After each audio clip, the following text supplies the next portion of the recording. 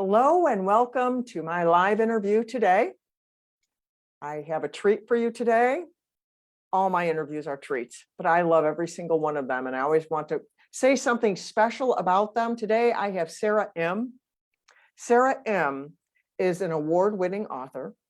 She is an inspirational speaker, and she is also someone who has survived a horrific, historic event, something that is called the killing fields. If you went to school the same time I went, back in the 70s, this took place, this horrific thing. And Sara was there for it. Sara was a part of that going on in history in her country. And so she's going to share her story with you of how she survived that, how she escaped that, and what she's doing now. And for those of you who don't know who I am, I'm Danielle Bernack from daniellebernack.com. Love yourself from Survive to Thrive, that lady on the internet who loves you. And so with that, I would like to welcome my guest today, Sara Im. Welcome, Sara. Hi, Danielle. Thank you for being on my show today and for sharing your story with the world. Thank you. You're welcome. It's my pleasure. Yeah, you have quite a fantastic story. I was just going on and on about you. I caught myself doing that. Sometimes I do that with at the introduction. I have it all written out and scripted, but then I just start going on and on because some stories, I guess they just touch your heart, or at the moment they touch your heart. And I was in high school, like I told you, when we were talking on the front end, when this was taking place. Some people may have never heard about the killing fields, and some people are familiar with that. And so I want to start with your story with what was it like for you as a child growing up in Cambodia before all of this took place? Before all the craziness happened. Yes. Yeah, I remember vividly growing up, living in the countryside. It's a small village in a beautiful tropical Cambodia. And my house is along the river. Oh, wow. Nice. And my house is surrounded by nature. We have a lot of fruit trees, a lot of plants, and my mom have nice garden, and it's just a beautiful setting. I love the nature. And I was the firstborn child, and I feel love and secure. And then later on, I have my little brother coming along later on. So we just enjoy our family life. And my parents always instill in me that you need to go higher, get higher education. You don't want to be a farmer when you grow up. So that stay in my mind. Wow. That's a great rooting in your soul with all that love and support and security before the expletive hit the fan, before everything went crazy. In 1975, that's what happened. Something changed. And what happened? Tell our audience what happened and how old were you when that took place? In 1975, I was a college student. I was away from my family because college is 200 miles away. So I was 21 when the communist Khmer Rouge took over our country. Before they took over the power, there was a fighting between the current government and the communist regime. So the fighting kind of finished on April 1975, when that communist group win over, and they came in to the city. They pretty much invade and took over, and that means they shut down, they changed our life forever. They pretty much destroyed our life, destroyed our country, to say it bluntly. Wow. They round up all the people to escape all of us evacuate all of us out of the city. So they push us to keep going, and I keep walking in the street in the heat and miserable. And finally I get to the village, and then they take me to a different other location. So I end up in a big camp. It's the forced labor camp when they push us to work extremely hard. So were you going to school in the city that they first invaded? Yeah, the school was in the big city, and when they invade all the city. Oh, wow. All the city. That's a lot of cities, isn't it? Yes.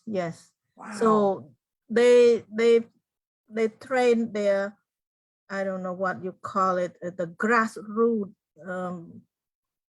group to take over all the city. And then later on, I learned that all the people in Cambodia had been evacuated from the city. Wow. And your parents and your brother and that, were they evacuated from where they were at? Did you guys end up in like the same place, or did you not end up in the same place? No, we are not end up in the same place. We didn't even know what happened to each other. I didn't know what happened to them. They didn't know what happened to me. There was no communication because everything was completely shut down. Wow. That And this was like immediate. They came in and this happened just immediately? Immediately. Wow. Yeah. It's kind of like taking my breath away. It's like you have this wonderful upbringing and this nice secure thing, and you're going higher and doing what your parents are having you do, and you go away to school, and then all of a sudden you're being marched out of the city. Mm-hmm. Wow. Very much like that. Yes, our life was turned upside down overnight. Wow.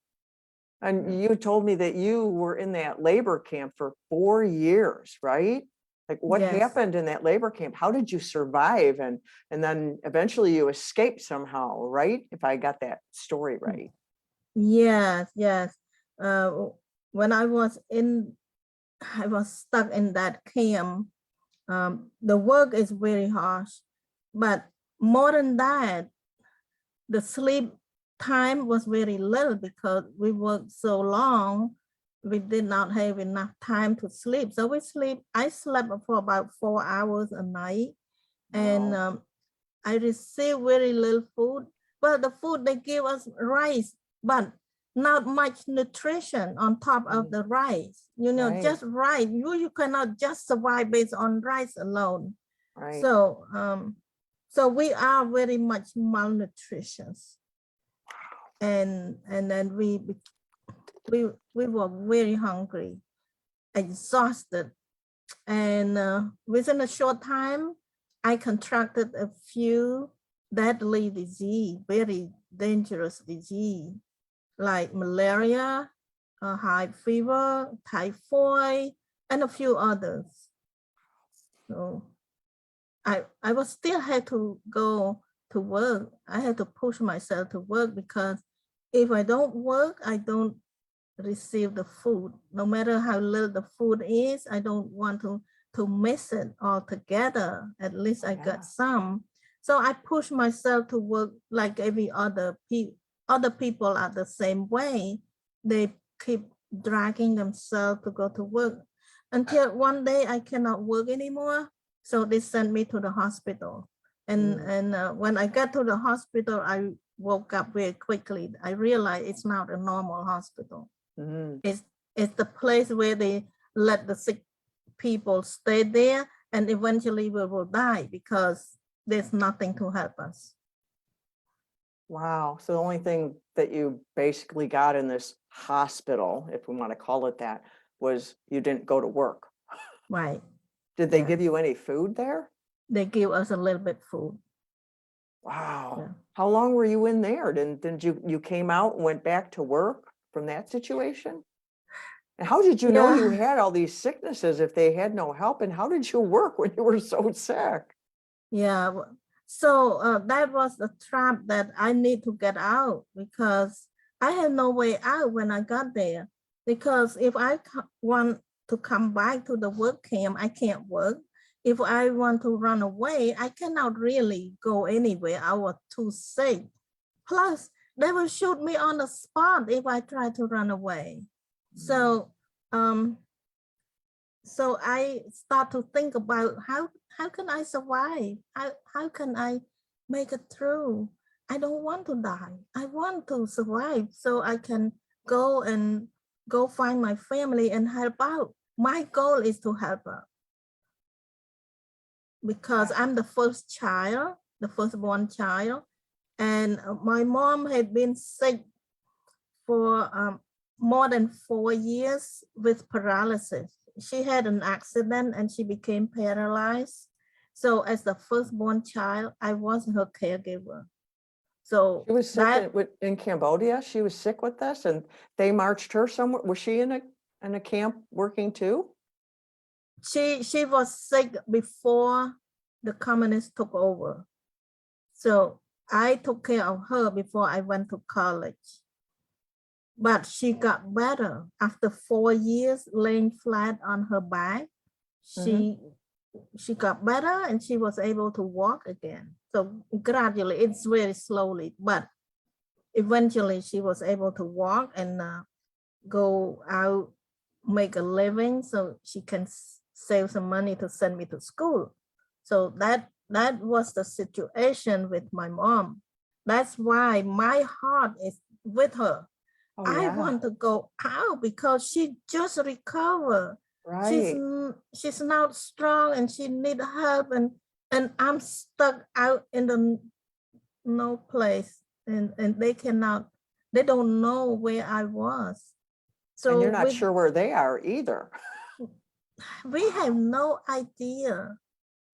And this is a complete shutdown, complete separation, and this we don't know anything.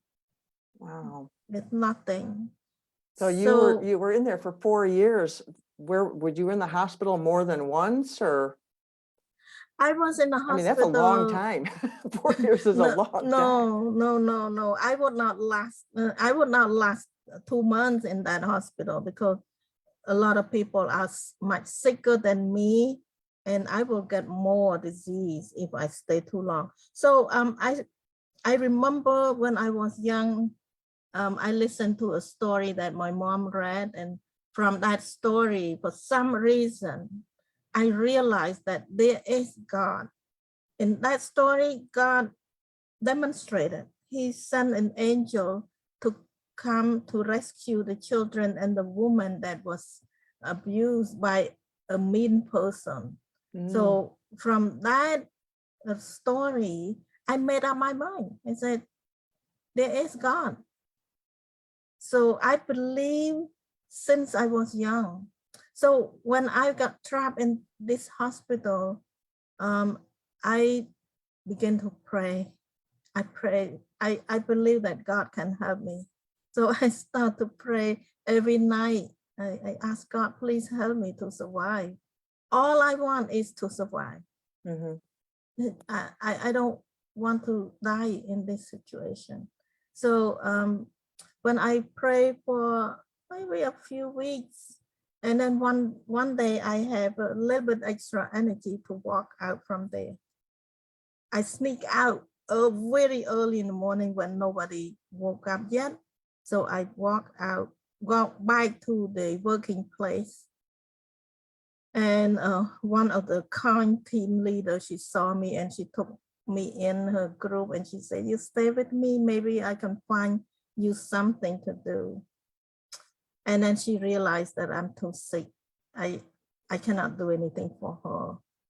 So the next day she told me that she talked with the kitchen people and they said that they can use my help around the kitchen. Oh, wow. So that's God answer my prayer right there. So you worked in the kitchen at the work camp then?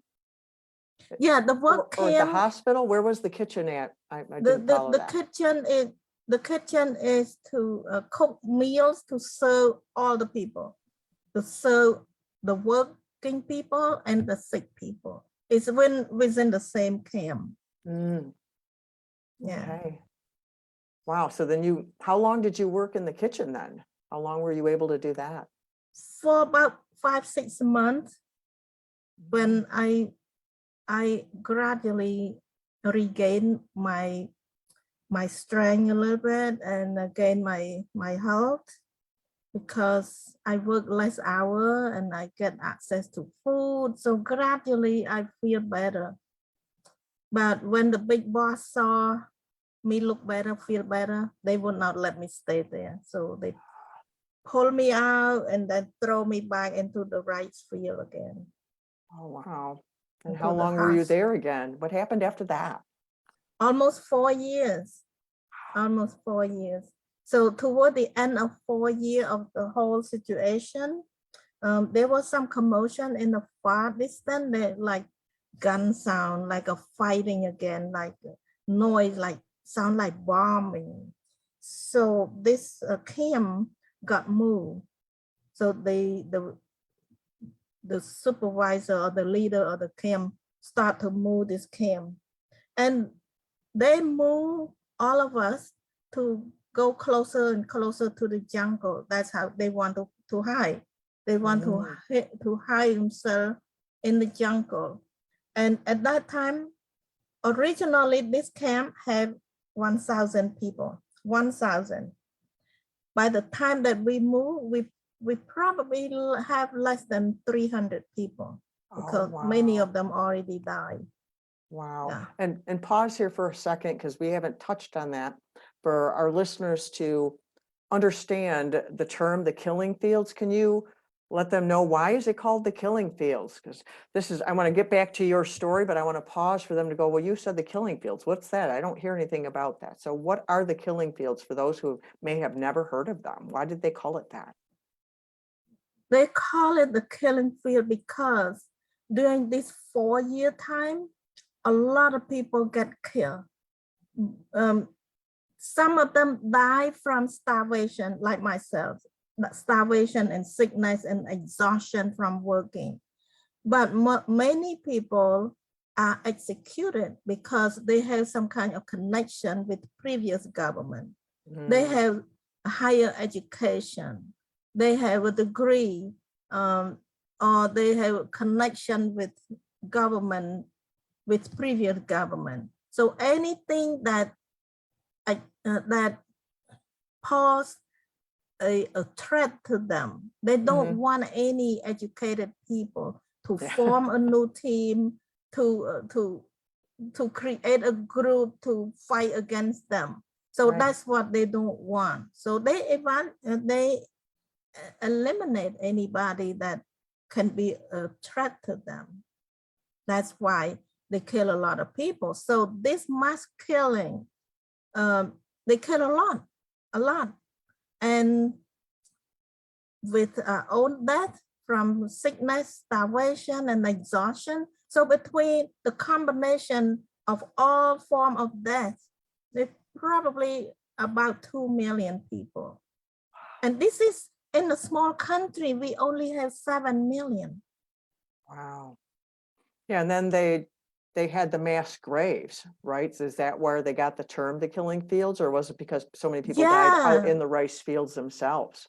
Yeah. They because there's so many deaths, they just throw everybody into the big grave, and then pile them up in one big grave. Wow, like they're worthless, which they're not.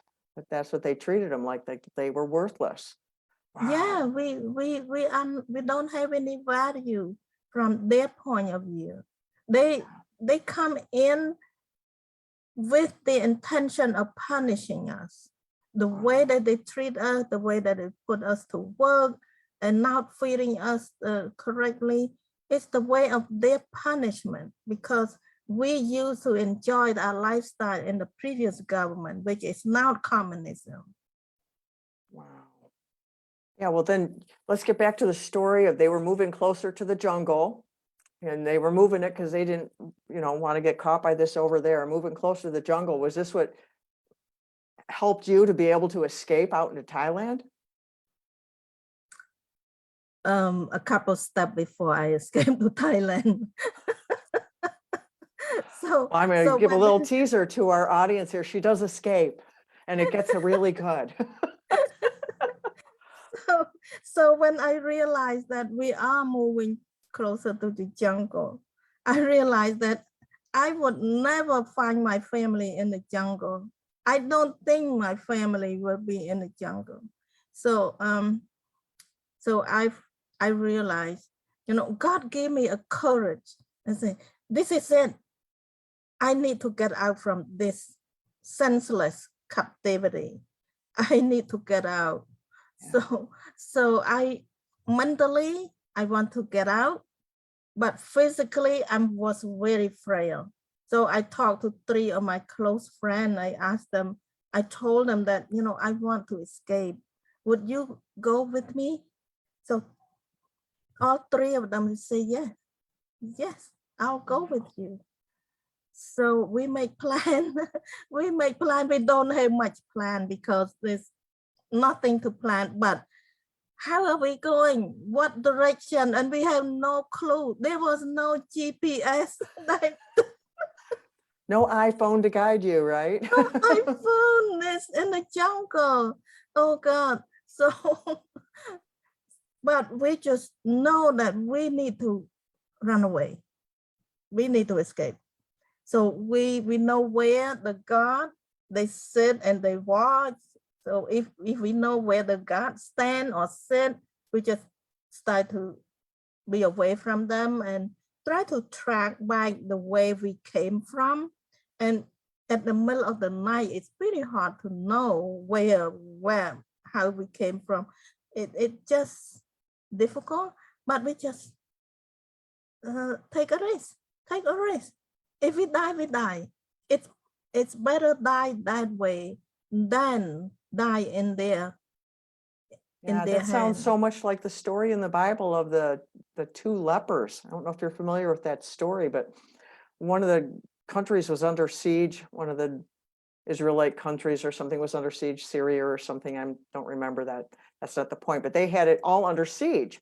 And so they were all like going to starve. And then this other country over here, they had everything they needed. But at the gate were these 2 lepers. No one could be by lepers because, they were unclean. They were sick. And finally, they got to the point that it's like, we're going to die. We're either going to go into this city and try and beg to get food and let them put us into servitude as lepers, or we're going to just sit here and die. So, if we stay here, we die. If we go there, we die. Let's try going there. And they went there, and God had done something there, and the city was empty, and they had all kinds of provision. They were able to bring it back and share it with other people. So it reminded me of that, because if we stay here, we die, and if we go here, we might die. So let's go with the might instead of the certain. Yeah, that's how I felt at that time, because there's no use to stay in the captivity in the jungle of all the place of Cambodia. We are in the jungle. There's no future there. So we decided to escape, and our plan made, we succeed in our escape plan. I can see, because you're here. Because I'm here. And did you and your girlfriends you all escaped? Awesome. Yes, we all hold hands together, and we ran away together, and then we finally get out of that jungle, and we walk and keep walking, and we went into the village, and we saw people, and we asked for help. We asked for food, and and we sleep on the ground. We don't need the place to sleep. The ground is fine. We have been sleeping on the ground for 4 years. Not a big deal. So is this city that you came up to, is that in Thailand, that you had made it into Thailand for that? Or you were still in Cambodia then? Still in Cambodia, still going back to my hometown. trying to find direction to my hometown to find my family. So, and during this, I realized that the rest of the country had been liberated 4 years before my escape. No, 4 years, not 4 years, 4 months. I'm sorry, 4 months.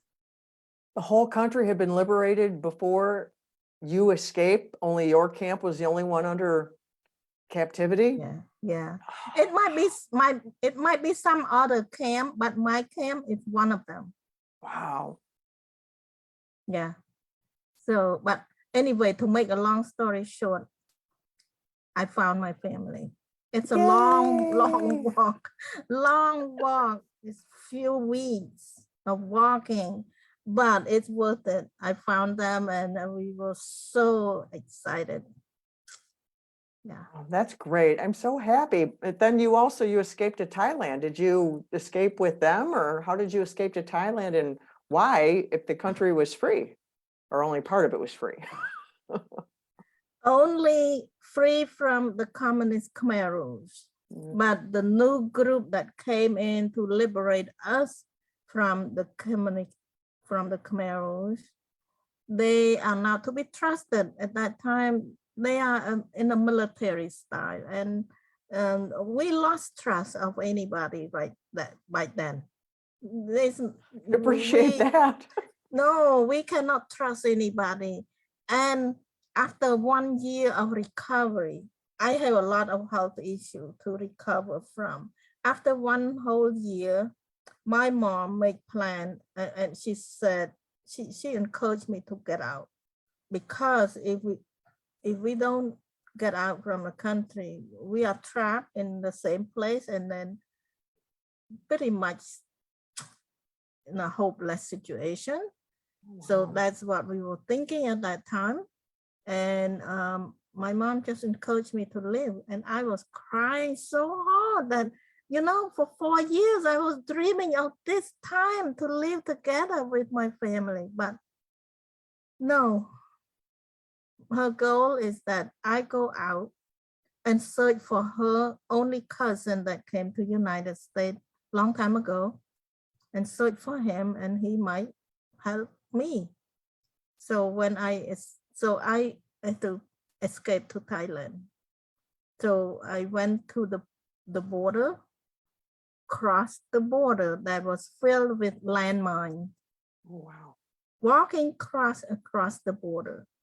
So to get out from Cambodia, back then in 1980, there was no airplane, no passport or anything for me to get out, nothing.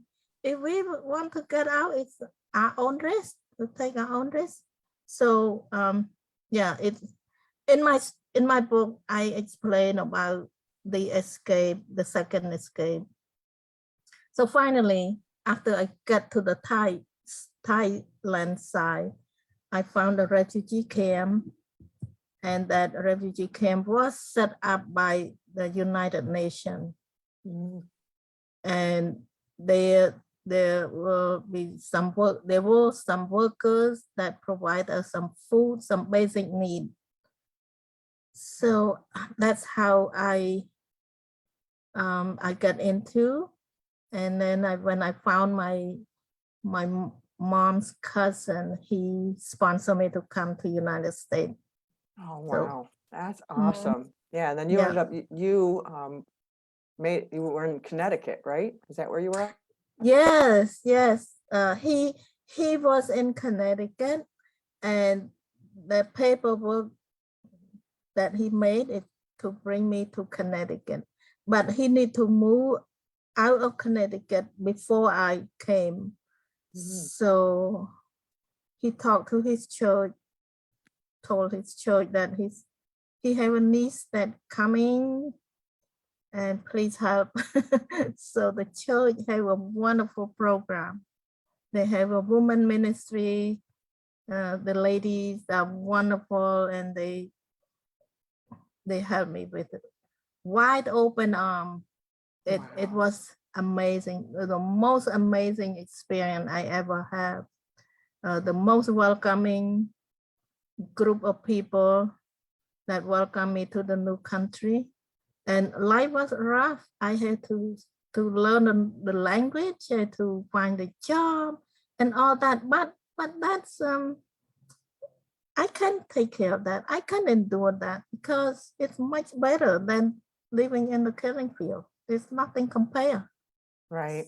And you'd Yeah. already fostered and leaned into this like warrior mindset, that's courage, this bravery. You cried out to God and he helped you, and your drive to see your parents and see your mom, and you did that, you accomplished that. So that must have built that up. Like, I did this before, I can do it again, only in a different variation on a theme. Like you said, it was a completely different situation, but you had many obstacles, learning the language and having to make a way for yourself there. So, and now you've become a United States citizen. You've been here for a while. You're married. You live in Florida now, and you are doing so many things to help other people. But I want to ask you, how did you heal from all of that? Because just getting out of Cambodia doesn't leave all the trauma behind. What have you done to get rid of that? Someone who's been through stuff, and it's like, well, see, she just moved to America. America's the answer. No, America's not the answer.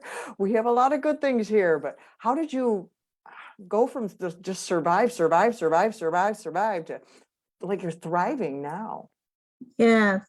Well, originally, I did not expect too much. I was so grateful that I survived. And I was so grateful that I found my family. And I'm so grateful that I escaped and I was still safe. I'm still alive. And I'm so grateful that I get to the beautiful country in the world. And so my mindset is just, I'm so grateful. I make it. I make it one step at a time. I'm making it. So, you know, I did not dwell into the harsh, the horrible condition that I was living. So, you know, I get out of that mindset. I'm just look at my beautiful family and said, I'm so grateful. We are so lucky we found each other. And so that's my mindset. And when I start to get a job, and this was one situation that pushed me to go to college. While I was looking for a job, that's in 1981, early 82, I was looking for a job, anything I want to do. So one of the jobs that I applied to is the housekeeping job in the nursing home. They didn't hire me. Just the job and do the cleaning. I didn't get hired. And I know because I didn't speak English, right? So it just made me so mad. I said, that's it. That's it. No more begging. I need to do better. You know, I've been a college student before. I can be it again. Although my English is nothing right now, but I can improve. So I learned the language. I go take my GED and I passed my GED. I surprised myself. I said, you know, I thought that I have a big time amnesia because I could not remember anything. A lot of things was escaping from my memory. I thought that I have amnesia. But when I passed the GED exam, I surprised myself. I said, oh, so I'm okay. You had trauma. You were disassociated probably quite a bit throughout your traumatic experience that you went through. It sounds to me that so much a part of your healing was the love of your family, your fiery determination inside of yourself, and the hope that God put in your heart because you cried out to him and he answered. It seems that you did that. You were reconceptualizing your things. I went through this and it was that, and the gratitude, just like washing everything in the gratitude. It's really quite amazing what you have done there. And your family eventually joined you over here, didn't they? Yeah, they took a long journey because they escaped from Cambodia a few years after I did. And then by the time they arrived in Thailand, all those refugee camps that was active before, they already closed. Oh, wow. So my family get into a situation that they are now able to register as a refugee. Oh, wow. That means they get into Thailand illegally. Oh, wow. And it make it impossible for me to bring them over at that time. So it took me a lot of work. I worked with delegation, with the senator, with a congressman to help me out. So I got to go to Thailand with the delegation. Oh, wow. To go to to Bangkok, to the immigration service in Bangkok to find out what do I need to do. So they told us that I need to become a US citizen to bring my family on my own responsibility. They need to come as an immigrant. So that pushed me to become a US citizen. The process to become a US citizen, it's not that too difficult, but there's time required. I need to be in the country at least 5 years before I can apply. And then after I apply, it takes about another year to get an appointment. In the process, I learned the history and all that about United States. So it's a lot of learning, a lot of hard work, and I was just cannot sit still, knowing that my family is in danger. They are illegal in Thailand. That means if they found them, they will get caught, they will be thrown to jail or get beaten up, and it's all kind of scenarios. So I worked very hard to bring my family over. Yeah, and you succeeded. And that is, congratulations to you for doing that. And it's like, that's that warrior heart in you. You're like, my family, I will save my family. You are, yes. I need to finish my education before my family coming over. So I graduated before my family came over. Yeah. And then after your family came over, you had the privilege of taking care of your mom. You in your biography, you talk about that as well. Then you cared for her so many years earlier and kind of nursed her back to health. And then you had the opportunity of caring for her again. That's just so beautiful because you're like, I want my family.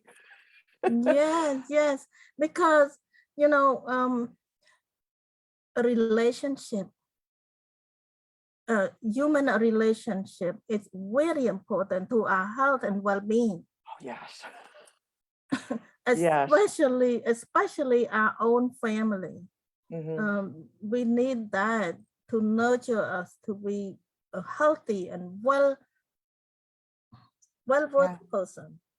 Yeah, it's like your story, it just bears that out. I had interviewed another woman on my podcast, maybe like a year ago, and she was with her parents in missionaries in Guatemala, and they were there during the soldier occupation, and they were held at gunpoint and all this stuff. And again, she had a real tight-knit family, and that was a big part of her success story, that love and that nurturing, where someone having gone through what you went through, the people who probably fell, maybe they didn't have that kind of inside them, or it's like, it's such a gift. Like you said, relationships are so important. So yeah. And you do so much for other people now. Share with our audience all the things you do. You do so many cool things now to help others. It just pours out of you. You're just so filled with love. Yes, I promote health and wellness because we have to take care of our health, because I have been sick. My mom had been extremely sick, and I know when one person sick in our family, the whole family suffer. It's not one person. So I'm passionate about helping people to stay well. So I do health seminar, health conference, um, health fair, and I promote the wellness products. It's just many ways that people can take care of themselves so that they don't get very sick when they get older. So that's why health is very important to me, because Yeah. have been through with a non-healthy issue, and I don't want that to happen to other people. Right. You have a company or something called Smart Healthy Living, right?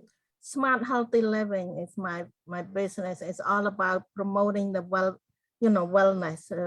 It's about health conference, seminar, and products, all the things that I can do. And I team up with other people that they do different things.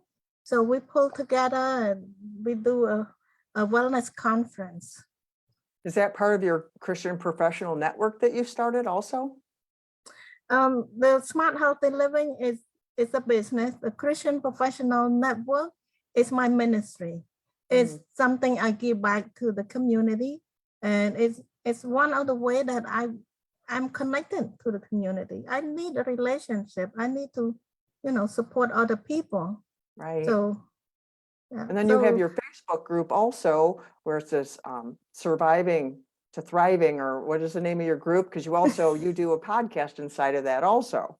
Yeah, from surviving to thriving is the brand new website. It's 2 years old. We started when the pandemic hit. So Lee and I, my co-host and I, we come together. We said, we need to do something to encourage, to help people to calm down, to not to be too fearful, because we have been through it, and it will be okay. So that's our original intention. It's all free gift to the community. That's wonderful. And you do speaking too. You speak at all different places around the world, don't you? You speak at all different types of organizations and churches and things like that. Yes, I speak, I do workshop, I do seminar. I put on a conference, a professional, a business conference. So I like to stay out there, like to contribute to the community. And you have your book. Tell us about your book and what compelled you to write your book. What's your book title? Yes, my book. Here is my book, How I Survived the Killing Fields, a story of hope, love, and determination. I picked that out while you were talking. Hope, love, and determination. I just heard that throughout your whole story. Yeah, that's my story. And so you're wanting to help people? Is that what drove you to write that book? Is it you just want to serve people and help people? Is that why you wanted to write that book? Yes. Before I wrote my book, one of my good friends, she have a woman group, and when she heard about my story, she invited me to speak, to tell my story to her group. And then people got touched by my story. And I found out that one woman in that audience, she lost her child to suicide. And it hit me very, very hard. And I realized maybe my book, my story can help somebody that are going through hard time to the point that taking their own life. Maybe it will, my story can change their mind. So that's I was thinking. But a few years later, after I published my book and I spoke at a Rotary Club, and one of the women in my audience was there, and she read my book also. She saw me a few months later, and she called me out and she said, "Sarah, I just want to tell you something. You changed my life." I said, "Oh, how?" She said, "Listen, I was in your audience. I had been suicidal all my life. And she was in her late 20s.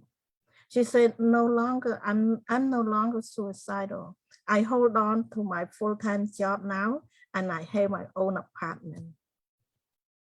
Oh, that's awesome. So much hope you poured into her. You inspired her and poured in so much hope through your book. That's amazing. It's so good to be able to hear that back. We don't always get the feedback. You know, we put Yes, things out there hoping it's going to change someone's life, but people don't always communicate that. So what a gift that you had someone actually share that with you so that you know. That just yes, touched. I am so grateful for that, that she come back and tell me, you know. And so how can people connect with you? What is your website? And are you on the different socials? How can people reach out and connect with you, or maybe even hire you to speak at their conference or their gathering or whatever? Yeah, the best way to reach me is on my website, saraim.com, SARAIM.com. Mhm. There you can find my book and my event. There is an events tab. You can click on event and know where I will be speaking at, and some of the free events that I offer, like Christian Professionals Network and my podcast. And they can buy my book there. My book is available only through my website. Oh, okay. Yeah. That's good to know.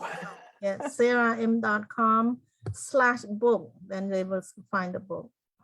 Wonderful. So Yeah, before we and wrap this up, do you have something you want to add to our audience, something you want to share with them that maybe we skipped over or left out that you want to make sure you get to say this to them?